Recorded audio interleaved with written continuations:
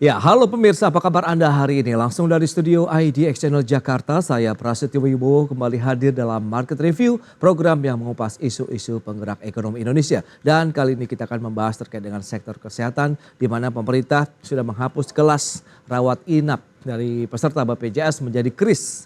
Ini kamar rawat inap standar begitu yang diterapkan di seluruh rumah sakit Indonesia. Seperti apa mekanismenya? Langsung saja kita mulai Market Review selengkapnya.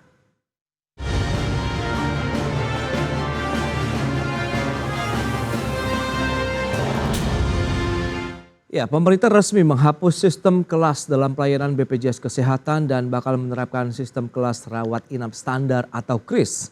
Kebijakan yang berlaku paling lambat 30 Juni 2025 ini bertujuan untuk meningkatkan efisiensi dan kesetaraan dalam layanan kesehatan di Indonesia. Pemerintah resmi menghapus sistem kelas dalam pelayanan BPJS Kesehatan. Sebagai gantinya, pemerintah bakal menerapkan sistem kelas rawat inap standar atau KRIS. Penghapusan kelas BPJS Kesehatan ini berlaku pasca Presiden Jokowi menerbitkan Perpres nomor 59 tahun 2024 tentang perubahan ketiga atas Perpres nomor 82 tahun 2018 tentang jaminan kesehatan yang ditetapkan pada 8 Mei 2024. Menurut Direktur Keuangan dan Investasi BPJS Kesehatan Arief Wijaksono Juwono Putro, kebijakan ini bertujuan untuk meningkatkan efisiensi dan kesetaraan dalam layanan kesehatan di Indonesia, sehingga setiap warga dapat merasakan pemerataan layanan kesehatan. Kebijakan tersebut juga dipastikan tidak akan mengurangi mutu layanan kesehatan yang diberikan kepada peserta. Jadi tentunya seluruh stakeholder terkait concern kepada satu yaitu mutu layanan. Nah, kita tentunya semua berharap bahwa mutu layanan ini tidak akan berkurang karena memang sesuai dengan undang-undang bahwa yang diberikan kepada peserta adalah kualitas kesehatan yang sesuai dengan standar yang telah ditetapkan. Berdasarkan Perpres nomor 59 tahun 2024, penerapan fasilitas ruang perawatan berdasarkan KRIS akan berlaku paling lambat 30 Juni 2025. Jakarta, Raniston Sanjaya, IDX Channel. Ya, pemirsa, untuk membahas tema menarik kita hari ini, pemerintah hapus kelas rawat inap BPJS Kesehatan. Kita sudah tersambung melalui Zoom bersama dengan Ibu Siti Nadia Tarmizi. Beliau adalah Kepala Biro Komunikasi dan Pelayanan Publik Kementerian Kesehatan Republik Indonesia. Ya, halo, selamat pagi Ibu Nadia. Selamat pagi Mas Prasetyo, salam sehat. Salam sehat juga Ibu, terima kasih Bu juga atas waktu yang ditempatkan. Ini menarik kalau kita cermati hot isu nih yang lagi hangat juga dibahas di masyarakat Indonesia ya, terkait dengan penghapusan kelas BPJS Kesehatan, di mana Presiden sudah menerbitkan aturan terkait dengan jaminan kesehatan yang diselenggarakan oleh BPJS Kesehatan. Dan aturan ini juga mengganti kebijakan sistem kelas 1, 2, dan 3 begitu ya Bu, dalam BPJS Kesehatan menjadi KRIS saja nih. Nah, mungkin bisa disampaikan juga ke publik, apa sih yang melatar belakangi akhirnya ada kebijakan seperti ini, penghapusan kelas rawat inap bagi peserta BPJS Kesehatan ini, Bu Nadia, silakan. Ya, jadi tentunya kalau kita lihat latar belakangnya adalah bagaimana supaya pelayanan kesehatan terus menjadi lebih baik, termasuk juga untuk para peserta BPJS. Dan kita tidak mau ada anggapan ya bahwa kalau peserta BPJS itu sangat identik dengan kelas 3 gitu ya Mas Prasetyo ya. Nah, tentunya oleh karena itu, karena jaminan kesehatan nasional ini adalah suatu asuransi sosial yang sifatnya gotong royong, maka kita sesuai dengan amanah Undang-Undang 40 tahun 2004 itu bahwa kelas pelayanan rumah sakit itu harusnya diberikan berdasarkan suatu kelas yang standar. Nah, pelayanan BPJS tentunya kita sebut sekarang sebagai suatu kelas yang standar dengan tidak membedakan ya apakah dia kelas 1, kelas 2, kelas 3, karena ini adalah suatu asuransi sosial, sehingga tentunya pelayanan dalam hal ini yang non medis itu adalah terkait tentunya perawatan ruang rawat inap ini diberikan ruang artinya kelas ruang rawat inap yang standar. Nah, ini juga sebenarnya di Perpres 82 tahun 2018 itu juga sebenarnya sudah disebutkan ya mengenai adanya kelas rawat inap standar ini. bahkan di Perpres 64 tahun 2020 juga sudah disebutkan bahwa pelayanan BPJS itu harus diberikan berdasarkan kelas rawat inap standar. Nah, oleh karena itu penerapannya bahkan sudah ditentukan pada waktu itu di 2020 harus paling lambat diterapkan di tahun 2022 secara berkesinambungan. Nah, tapi kemudian kita tahu pandemi COVID yang kemudian memfokuskan kita ya untuk bagaimana kita keluar dari pandemi sehingga akhirnya penerapan KRIS ini kembali tertunda. Nah, dengan adanya kemarin Perpres 59 tahun 2024 tentunya penerapan pemberian layanan non medis, manfaat non medis pada peserta jaminan kesehatan nasional terkait ruang perawatan ini tentunya sudah kita standarkan menjadi kelas rawat inap standar. Baik, menarik kalau kita lihat dulu memang ada kelas 1, kelas 2 dan kelas 3. Kemudian Anda katakan dari pelayanannya pun berbeda. Lantas bagaimana dengan KRIS sendiri? Apakah penyamarataan begitu, ada azas keadilan di sana itu lebih menyamakan untuk kelas yang atasnya kah atau di tengah-tengah nih Bu? Mengingat biar semuanya bisa merasakan manfaat yang sama begitu untuk memanfaatkan BPJS Kesehatan ini pada saat mendapatkan layanan kesehatan. Iya, jadi kalau kita lihat manfaat JKN ini kan tadi saya sampaikan ada yang medis dan non medis. Ya. Dan untuk kelas rawat inap standar ini sudah ada kriterianya, yaitu 12 kriteria yang harus dipenuhi untuk penyediaan kelas rawat inap standar. Nah, seperti misalnya ventilasi, pencahayaan, kemudian tempat tidur yang standar untuk tempat tidur pasien ya, karena kadang-kadang kita juga masih bisa lihat di kelas 3 itu tempat tidur pasien itu kadang-kadang terbuat dari kayu ya Mas, padahal kan sebenarnya tempat tidur pasien itu seharusnya yang bisa mobilisasi pasiennya itu bisa dilakukan gitu ya secara otomatis oleh tempat tidur tersebut. Nah, kemudian juga jumlah kapasitas di dalam satu ruangan itu harus maksimum 4. Jadi maksimum hanya tempat tidurnya 4 dan ada pembatas atau penyekat antar pasien. Yang penting lagi adalah kamar mandi atau toilet. Ini juga harus berada di dalam ruangan yang sama dengan ruang perawatan. Kadang-kadang kita masih lihat ya, kalau kelas 3 tuh kamar mandinya di luar gitu ya Mas. Atau juga bahkan tidak ada sekat atau tirai antar pasien. Padahal kadang-kadang kan kita mau melakukan pemeriksaan harus ada pembatas dengan pasien-pasien lain. Nah, kalau kemudian ada rumah sakit yang tadi dengan kapasitas ruangan tersebut ya, tapi kemudian misalnya menambahkan AC atau kemudian tempat tidurnya hanya 2 atau bahkan 1, itu tidak jadi masalah. Tetap kita sebut sebagai kelas rawat inap standar, tapi artinya peserta BPJS kan akan lebih senang kalau kemudian dia mendapatkan kelebihan-kelebihan manfaat dari rumah sakit yang menyediakan fasilitas yang mungkin berbeda ataupun kurang atau lebih lah ya, artinya kan mestinya kapasitas tempat tidurnya kurang dari 4, mungkin mereka lebih nyaman dengan kondisi tersebut.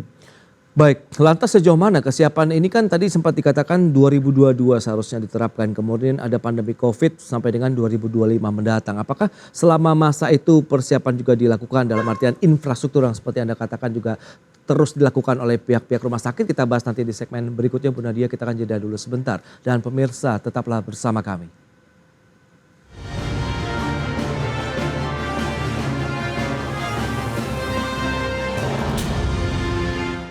Ya, terima kasih Anda masih bergabung bersama kami pemirsa. Berikut ini kami sampaikan sejumlah data untuk Anda terkait dengan kriteria dari kamar KRIS begitu yang akan menjadi pengganti kelas 1, 2, dan 3 untuk BPJS Kesehatan. Ini merujuk pasal 46A dari Peraturan Presiden nomor 59 tahun 2024. Yang pertama, komponen bangunan yang digunakan tidak boleh tingkat porositas yang tinggi atau tidak menyimpan debu dan mikroorganisme. Pencahayaan ruangan standar itu sekitar 250 lux. Untuk penerangan dan pencahayaan tidur sekitar 50 lux. Ventilasi udara minimal 6 kali pergantian udara per jam. Nakas per tempat tidur, kelengkapan tempat tidur yang dilengkapi minimal 2 kontak dan tidak boleh ada percabangan atau sambungan langsung tanpa pengamanan arus. Kemudian ruang rawat inap dibagi berdasarkan jenis kelamin, anak atau dewasa dan penyakit infeksi dan non-infeksi. Kemudian berikutnya, kepadatan dari ruang rawat inap dan kualitas tempat tidur diantaranya tadi sudah disampaikan jumlah kamar kurang lebih 4 tempat tidur, ukuran tempat tidur minimal panjang 200 cm, lebar 90 cm, tingginya 50 sampai dengan 80 cm, jarak antar tepinya 1,5 meter, tempat tidur 2 kreng. Kemudian kamar mandi dalam ruangan rawat inap dengan ketentuan sebagai berikut. Kunci pintu dapat dibuka dari dua sisi, arah bukaan pintu keluar, kemudian ada ventilasi. Kamar mandi memenuhi standar aksesabilitas. Aksesabilitas memiliki ruang gerak yang cukup nih untuk pengguna kursi roda, ada pegangan, bel perawat begitu, kemudian permukaan lantai yang tidak licin. Kemudian ada juga tulisan atau simbol disable pada bagian luar. Kemudian ada juga tirai, partisi antar tempat tidur dan juga outlet oksigen. Dan berikutnya kita lihat khusus segmen pekerja bukan penerima upah atau PBPU atau peserta mandiri. Ini kita lihat dari sisi besaran iuran BPJS kesehatannya ya. Kelas 1 150.000 per bulan, kelas 2 100.000 rupiah per bulan, kelas 3 42.000 per bulan dengan subsidi pemerintah 7.000 rupiah per orang sehingga hanya membayar sekitar 35.000 rupiah per bulan.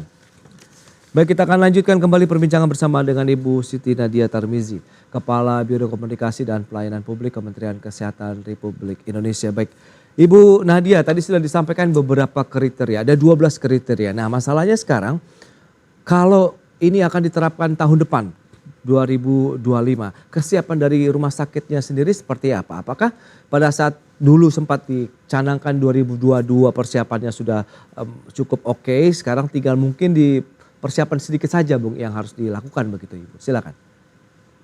Iya, jadi sebelum kita tentunya terbitnya peraturan presiden ini, kita juga sebenarnya sudah melakukan uji coba Mas Pras di 14 rumah sakit dalam 2 tahapan uji coba ini.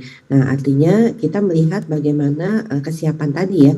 Nah, uji coba ini tentunya melibatkan rumah sakit milik pusat atau milik Kementerian Kesehatan, kemudian pemerintah daerah, provinsi dan kabupaten kota, dan juga rumah sakit swasta. Dan ini terdiri dari berbagai tipe, ada tipe A, tipe B, tipe C ya. Jadi kembali lagi ya bahwa kamar rawat inap standar ini akan berlaku untuk semua tipe rumah sakit. Nanti ke depannya di rumah sakit itu hanya ada kamar rawat inap standar dan kamar rawat inap non standar. Nah, kamar rawat inap non standar ini tentunya adalah yang sifatnya eksekutif atau super VVIP atau VIP dan sebagainya. Nah, kita sudah melihat bahwa dari hasil 14 rumah sakit yang dilakukan uji coba ini, kesiapannya itu sebenarnya bisa dilakukan di rumah sakit. Dan yang pasti tidak ada sebenarnya pengurangan dari jumlah kapasitas tempat tidur dengan adanya kebijakan kris ini. Karena ini kan juga yang ditakutkan oleh masyarakat. Kalau sekarang saja sudah agak sulit misalnya cari tempat perawatan untuk BPJS, tapi kemudian dengan ditambahnya kebijakan ini semakin berkurang. Sebenarnya tidak berkurang karena hanya mengatur ulang kembali saja komposisi daripada tempat perawatan dan menambahkan tentunya renovasi untuk memastikan ya tadi seperti kriteria-kriteria yang sudah disebutkan. Nah, dari 14 hasil uji coba itu kita melakukan kajian ke 2.800 rumah sakit dari 3.050 rumah sakit yang ada. Dari 2.800 rumah sakit itu sampai 2024 ini 2.000 rumah sakit sudah menyatakan siap dan memenuhi kriteria 12 daripada kris tadi. Jadi mereka sudah siap untuk melaksanakan amanat Kepres ini. Sementara sisanya itu yang menjadi PR kita di 2024 dan sampai dengan pertengahan 2025. Terutama masih ada 208 rumah sakit yang sama sekali itu belum bisa melakukan 12 indikator yang kita harapkan dalam penerapan kris ini. Nah, ini tentunya PR yang paling utama ya untuk bagaimana menyiapkan 200 rumah sakit yang sama sekali bahkan hanya satu kriteria saja yang bisa dia penuhi dari 12 kriteria tersebut, dan bagaimana mengkonversinya ini yang menjadi PR kita. Baik, sejauh ini jaminan yang diberikan oleh pemerintah khususnya Kementerian Kesehatan kepada masyarakat pengguna BPJS Kesehatan begitu, bahwa kamar bisa tersedia dengan adanya kris, kemudian apakah ini juga benar-benar bisa diterapkan di lapangan implementasinya sehingga tidak ada friksi juga nanti pada saat mereka sebagai pengguna BPJS Kesehatan kemudian mungkin harus mengalami pengalaman yang mungkin tidak mengenakan begitu pada saat mereka ya sakit kah atau mungkin mengurus keluarganya yang sakit, Bu Nadia? Ya, jadi yang kita standarkan di Hmm, awal ini sebagai tentunya tindak lanjut dari turunnya Perpres nomor 9 tahun 2024 ini adalah bagaimana penerapan daripada kelas rawat inap standar ini. Nah, tadi adalah menyiapkan ya Vaskes untuk kelas rawat inap standar tadi, dan juga kita sudah hitung mengenai kapasitasnya, tidak akan terjadi penurunan dari kapasitas yang ada saat ini. oke. Kalau kemudian masyarakat kemudian terkait misalnya tidak tersediaan kamar, tentunya sistem rujukan yang selama ini sudah kita bangun itu tetap akan diperkuat ya. Bagaimana kemudian aturan-aturan terkait rujukan itu masih tetap ada, termasuk juga tadi minimal kapasitas yang harus diberikan untuk kelas rawat inap standar ini Oke, masih tetap sama, sehingga seharusnya tidak ada perubahan dalam arti jumlah tempat tidur itu tidak akan berkurang. baik. Nah, itu dari manfaat non medisnya ya, Mas. Tapi kita lihat lagi bahwa di dalam Perpres ini ada banyak manfaat medis yang ditambahkan, yaitu layanan-layanan seperti screening, promotif preventif, itu juga ditambahkan di dalam manfaat untuk peserta JKN ini. Baik, tapi kalau kita lihat dengan kondisi yang ada begitu, menurut Anda apakah saya misalnya pengguna dan juga punya kartunya begitu, harus melakukan perubahan dari sisi kartunya atau tidak kita melakukan apapun, tapi otomatis dalam ngeblend nantinya dengan kris? Ya, Hmm, jadi tentunya kalau terkait kartu kepesertaan, ya, nah ini nanti mungkin terkait juga dengan iuran yang harus dibayarkan ya, karena hmm, mungkin saat ini masih ada perbedaan iuran yang dibayarkan. ya, Nah, pengaturan tentang iuran, kemudian tambahan manfaat, ataupun tentang hal-hal lain yang mungkin hmm, merupakan dampak daripada adanya Perpres 59 ini, maka ini harus tentunya ditetapkan dari aturan Permenkes yang ada. Nah, untuk hal-hal tersebut ini kita masih akan terus lakukan pembahasan sehingga nanti tentunya aturan termasuk juga tadi terkait iuran itu hmm, bisa sesuai untuk dijalankan Perpres ini pada tanggal 1 Juli 2025. Jadi kita tahu misalnya pembayaran dengan INASI-BIJIS ya, itu juga hmm, nanti akan dilihat apakah seperti apa untuk hmm, penyesuaiannya setelah kita menerapkan adanya oke, kelas rawat inap standar. Jadi sebenarnya kelas rawat inap standar ini adalah pelayanan non medis ya, hmm, yang artinya hak untuk fasilitas rawat inap. Nah, iya, hal-hal lain karena di kelas 1, 2, 3 itu kan ada hal-hal lain juga ya terkait tentang manfaat yang diberikan. Nah, ini yang nanti juga akan termasuk dievaluasi dan menjadi hmm, faktor dalam perhitungan BPJS khususnya dalam oke. pengusulan tarif yang akan ditentukan ke depannya. Baik, kita akan bahas nanti terkait dengan perhitungan tarif seperti apa sih mekanismenya, apakah dia akan disamaratakan atau tidak. Tahan dulu jawabannya, kita akan jeda kembali sebentar Bu Nadia. Dan pemirsa, kami akan segera kembali usai pariwara berikut ini.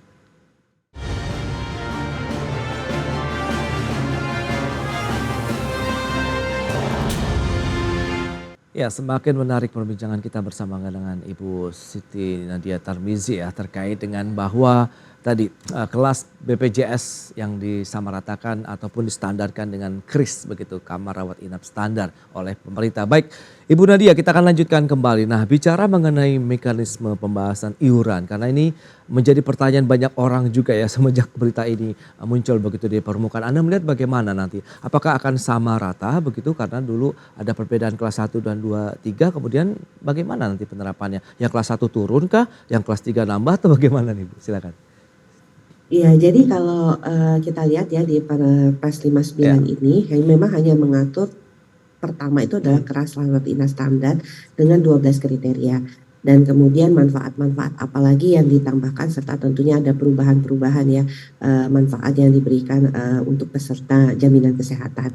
Tapi khusus tadi ya terkait tentang bagaimana besaran iuran, kemudian bagaimana penyesuaian iuran setelah adanya kelas rawat inap standar ini sudah dibunyikan bahwa hmm, nanti ini akan diatur tata cara dan pengaturannya itu lebih lanjut oleh peraturan Menteri Kesehatan yang tentunya nanti akan buat bersama ya, baik itu dengan BPJS juga oke. dengan Kementerian Keuangan maupun pihak-pihak lainnya yang terkait ya, karena dalam penetapan iuran ini kan bukan hanya kewenangan pemerintah saja, jadi nanti akan konsultasi juga dengan DPR mengenai bagaimana penerapan daripada iuran BPJS ini. Dan koordinasi bukan hanya dengan BPJS Kesehatan tapi juga dengan Dewan Jaminan Sosial Nasional. Dan dalam perhitungan penerapan tarif ataupun iuran dari BPJS ini, BPJS harus menghitung ya berapa usulan daripada iuran yang tentunya jangan sampai membuat tadi ya defisit daripada BPJS berkepanjangan. Nah, ini efisiensi, efektivitas juga tadi juga harus diperhitungkan dalam kita menerapkan ataupun membahas tentang iuran BPJS ini. Oke, nah komposisi kamarnya sendiri Bu, ini berapa sih kalau yang di rumah sakit pemerintah kemudian yang swasta begitu? Ya, jadi kalau aturan yang sudah ada dan itu tidak akan berubah adalah minimal 60%. Minimal ya, Mas Oke. pasti aja minimal 60% itu harus rumah sakit pemerintah menyediakan kelas rawat inap standar minimal ya. Nah, kalau untuk rumah sakit swasta itu minimal 40% ya. Oke. Nanti ini tentunya kita bisa lihat ya, karena sekarang sudah banyak sekali ya rumah sakit swasta yang bekerja sama dengan BPJS dan malah pasien BPJS-nya lebih banyak daripada rumah sakit pemerintah. Nah, artinya kan kalau dari sisi ekonomi tentunya ada manfaat yang bisa diambil oleh rumah sakit swasta dengan bekerja sama dengan BPJS ini. Dan saya rasa peluang ini masih akan terus dimanfaatkan oleh rumah sakit swasta. Sehingga kalaupun minimal 40% ya, saya rasa itu nanti akan ada pergerakan sedikit tergantung nanti bagaimana sikap swasta melihat peluang yang bisa didapatkan dengan kerjasama BPJS ini. Oke, nah kalau kita lihat dengan pola pembayarannya sendiri bagaimana untuk BPJS? Apakah tunggakan-tunggakan masih ada, kemudian nanti akankah dengan kebijakan kris ini itu akan dikemanakan begitu? Beban itu akan include, akan lanjut atau bagaimana? Iya, jadi kalau sekarang kan tadi ada 2.000 rumah sakit yang sudah siap ya dengan kelas perawatan standar ini. Nah, di Perpres ini sudah dikatakan, artinya bukan berarti nanti menunggu 1 Juni baru ruang perawatan ini dimanfaatkan, enggak. Tapi sudah bisa dilakukan pemberian pelayanan dengan menggunakan kelas rawat inap standar. Nah, tapi nanti akan dilakukan perhitungan ya. Perhitungan itu artinya karena BPJS sekarang ini kan masih kita membayar iurannya berdasarkan kelas 1, 2, 3. Betul. Nah, nanti rumah sakit akan menyamakan seperti apa kelas rawat inap standarnya dan itulah yang akan dibayar oleh BPJS. Nah, ini tentunya kan kita tahu bahwa kalau di dalam Perpres sudah disebutkan ya bahwa seberapa perhitungan daripada kelas standar itu yang akan dibayarkan sesuai dengan hak daripada peserta tersebut. Yang pasti mungkin kalau ini biasanya kelas 3 kan kalau dia kemudian fasilitasnya naik mungkin tidak menjadi kelas 3 gitu ya. Nah, ini yang nanti akan bisa dilakukan oleh rumah sakit yang tentunya sudah punya fasilitas ruang perawatan rawat inap sesuai dengan standar tadi. Nah, jadi kita tahu juga bahwa pembayaran tarif BPJS itu nanti akan sesuai dengan tarif kelas rawat inap rumah sakit yang sesuai dengan hak pesertanya tadi. Nah, kalau kemudian ke depannya ini tentunya nanti akan mengikuti aturan apakah nanti iurannya hanya 1 untuk kelas rawat inap, tapi kita masih memperhitungkan bahwa ada manfaat-manfaat medis lain nih yang belum kita perhitungkan sehingga bisa saja iurannya itu berbeda seperti itu. Tapi kelas rawat inapnya sama. Dan di dalam Perpres ini juga Mas Pras, kalau kita lihat ada juga kita lihat pasal-pasal yang mengatur tentang selisih bayar. Jadi tentunya peserta BPJS kalau kemudian dia akan memanfaatkan misalnya ruang perawatan standar yang lainnya ya, artinya yang non standar ya kalau kita sebut yang di luar sebagai kris lah ya Bu ya. Di luar kris ya, itu masih memungkinkan dan itu kita sebut sebagai selisih bayar. Nah, selisih bayar ini bisa dibayarkan dengan berbagai mekanisme, artinya dibayar langsung oleh pasien atau dengan asuransi kesehatan lainnya. Jadi on top daripada BPJS ke depan ini sudah bisa dilakukan. Oke, berarti memang nanti pada saat implementasinya kris pembayaran ada selisih kalau kita ingin naik kelas ataupun masuk di luar kris begitu, ada selisih bayar yang bisa menggunakan asuransi lain lah begitu ya Bu ya. Baik, Ya, betul. kita akan tunggu nanti. implementasinya yang paling utama begitu. Bagaimana pembahasan ini semoga lebih komprehensif, kemudian sosialisasinya yang lebih masif lagi kepada masyarakat begitu, sehingga tidak ada tanda tanya besar lagi di masyarakat begitu ya, terkait dengan pada saat mereka harus menggunakan BPJS Kesehatan begitu, baik diri sendiri ataupun bagi keluarganya. Baik Ibu Nadia, terima kasih banyak atas waktu dan sharing informasi yang sudah Anda sampaikan ke publik pada hari ini. Selamat melanjutkan aktivitas Anda kembali dan salam sehat Ibu Nadia. Salam sehat, terima kasih Mas Fad.